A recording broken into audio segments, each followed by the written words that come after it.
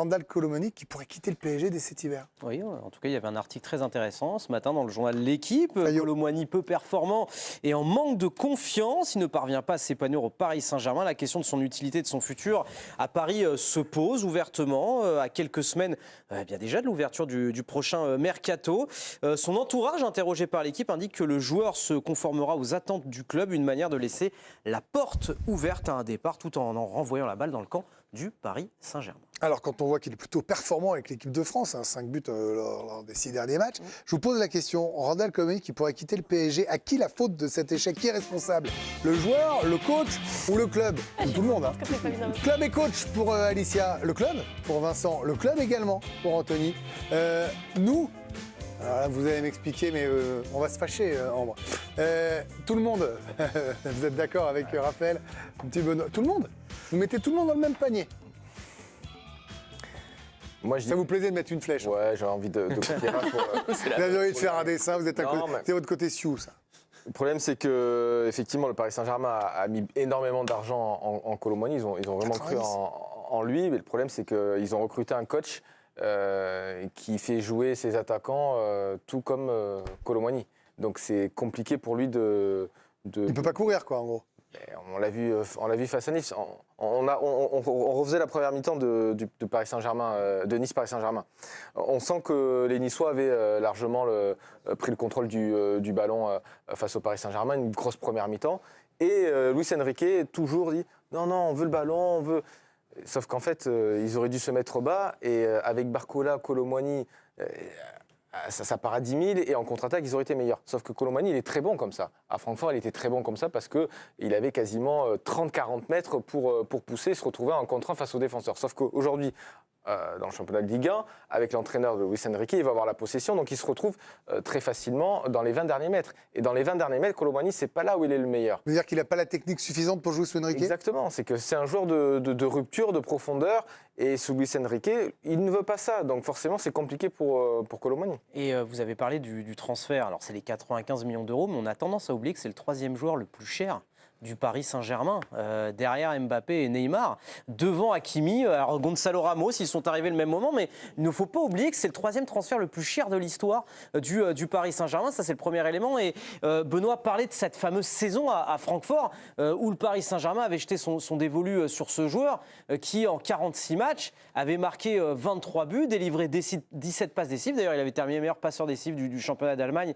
lors de son passage, mais que les deux saisons, vous voyez que la feuille de stats ensuite elle est plus aussi fournie. Je ne veux pas accuser le championnat d'Allemagne, hein, mais quand je vois Guirassy, Ekitike, Nkunku et même maintenant Colomani... En Allemagne, c'est très ouvert. C'est très très ouvert en Allemagne. C'est-à-dire que vous avez vu, le Bayern en fait 3-3, ça fait 4-4. Oui, vous avez raison, ça joue différemment. C'est très ouvert. Mais je ne comprends pas le nous sur l'ardoise, Ambre Gaudillon. Nous, observateurs, acteurs du football, moi je trouve que peut-être qu'on a fantasmé le joueur qui était Randal Colomani, peut-être. À 95 millions, j'ai rien fantasmé du tout, on l'a vendu. Non, mais le marché des transferts a fantasmé peut-être une somme, pour moi, qui était peut-être bien au-deçà des qualités intrinsèques du joueur, et peut-être que nous, observateurs, on a aussi attendu. En fait, le marché et nous, c'est ceux qui avaient des attentes sur Randal Colomani, des attentes que peut-être il ne peut pas apporter. Oui, mais je dis pas qu'il n'est pas responsable.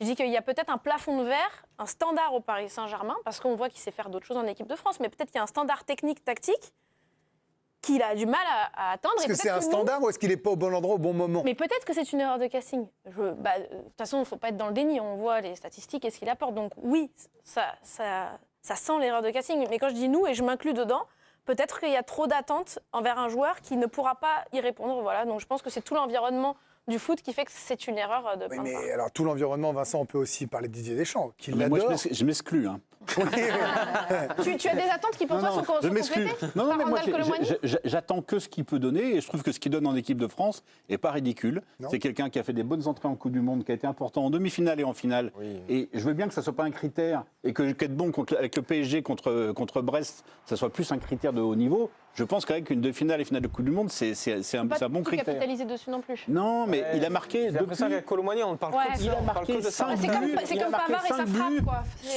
Il a marqué 5 buts sur ses 6 dernières titulations en équipe de France. Ça aussi, tout le monde ne l'a pas fait, c'est pas ridicule. Oui, on voit très bien que le problème, c'est exactement ce qu'a exposé Benoît, c'est qu'il n'est pas un joueur pour le jeu de Luis Enrique. Donc moi j'ai mis le club, parce que le club est allé chercher un joueur dont l'entraîneur ne voulait pas. Il l'a eu quand même avant. Nous, on l'avait vécu en direct, le transfert, vous vous souvenez, on disait il ira pas, il viendra, il ira. Oui.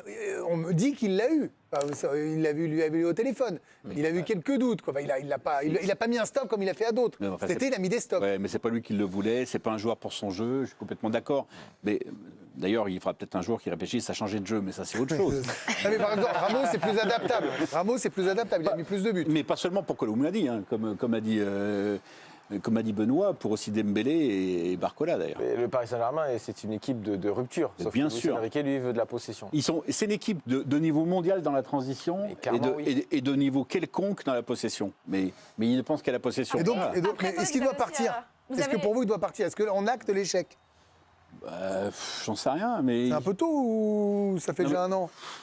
On y est presque quand même là. Hein. C'est quand même, Bah, à partir du moment où On insiste ou on arrête, Anthony Clément? Bah, à partir du moment où on est dans un club qui a donné les pleins pouvoirs à cet entraîneur et que le jeu prôné par cet entraîneur, comme expliqué par Benoît, ne correspond pas du tout aux joueurs, ça me paraît délicat. Ils vont plus choisir la solution du départ du joueur que du départ de l'entraîneur. Sauf que je trouve que c'est le PSG qui a créé les conditions de cet échec en l'achetant aussi cher.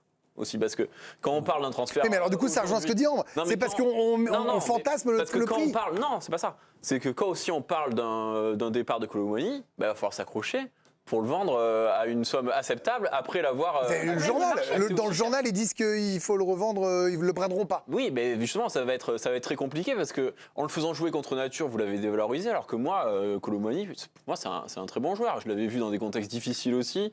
Moi, je lui suis très reconnaissant parce qu'il m'avait sauvé les Jeux Olympiques de Tokyo. Je suivais l'équipe de France, c'était compliqué. Et dans un contexte très difficile, il est arrivé vraiment à faire des choses. Enfin, c'est quelqu'un qui peut apporter à pas mal d'équipes, mais il est dans un contexte qui lui correspond pas et on le savait en fait. Et les dirigeants du PSG auraient dû le savoir qu'avec ce transfert-là, alors qu'il avait quand même peu d'expérience dans des top clubs, plus les préceptes de Enrique qui ne correspondent pas, on allait quand même face à des choses difficiles. Et comme Vincent l'a dit, en équipe de France, il montre bien que c'est pas non plus un joueur qui est C'est pour déconnecté ça du que je vous demande si on acte l'échec. Vous m'avez pas répondu.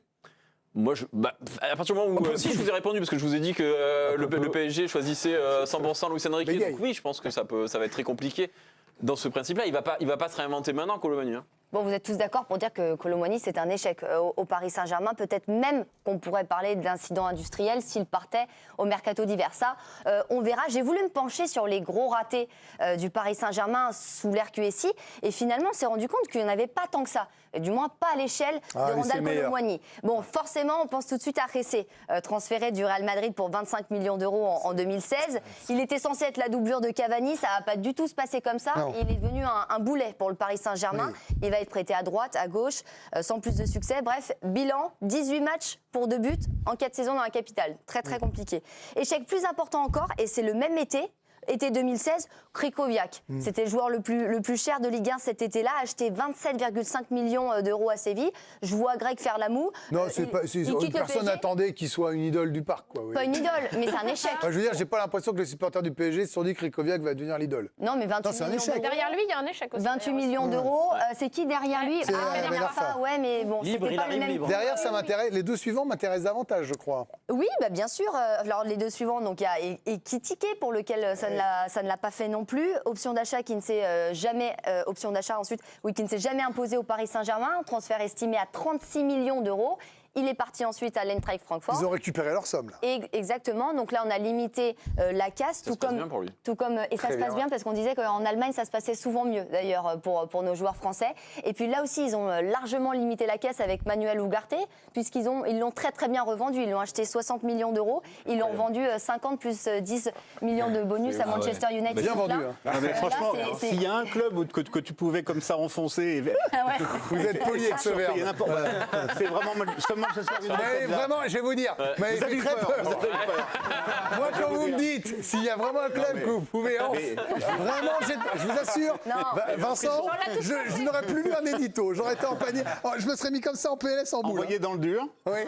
Non, mais le PSG s'en sort très bien. C'est trop facile, mais ça y est déjà, ils le connaissent, ils disent déjà que c'est n'importe, ils ont fait une grosse erreur et qu'ils n'auraient jamais dû. Bon, ils ont Pas la 11, première, c'est pas la dernière. Et on est quand même ils en début ont 11 octobre, sur le quoi. terrain des Ça y est, erreurs. déjà, ils savent déjà qu'il fallait pas le faire. Bah, Voilà. bien sûr. Un C'est marrant sondage parce qu'on vous a posé la question à vous aussi, à qui la faute, Luis Enrique, Randal Kolo-Muani, le Paris Saint-Germain, et vous êtes plutôt une majorité à répondre